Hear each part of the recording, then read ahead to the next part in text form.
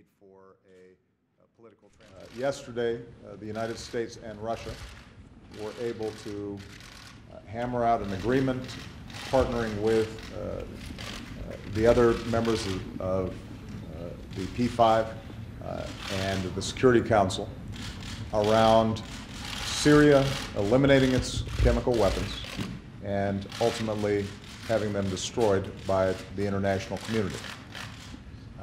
This is something that we have long sought, and the fact that we now have a framework that will be voted on perhaps as soon as today, perhaps over the weekend or Monday, that would be legally binding, that would be verifiable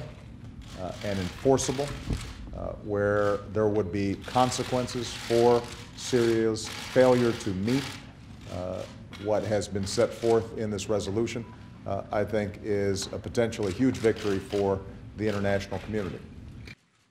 Where there would be consequences for, realistically, it's doubtful that we would have arrived at this point had it not been for a credible threat of U.S. action in the aftermath of the horrific tragedy that took place on August 21st, where chemical weapons killed over 1,000 people, including more than 400 children. But I've always expressed a preference for resolving this diplomatically, and I appreciate all our international partners in working very hard over the past several days to make sure that we could arrive at a resolution that not only deters and prevents additional chemical use, but actually goes beyond what could have been accomplished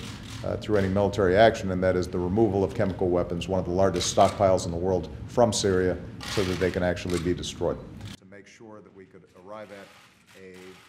we are very hopeful about the prospects for what can be accomplished, but obviously there is a lot of work to be done. I think rightly people have been concerned about whether Syria will follow through on the commitments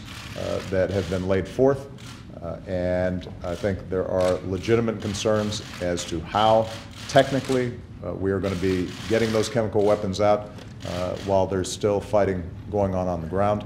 Nevertheless, this represents potentially a significant step forward. The millions of people who've been displaced and harmed by this conflict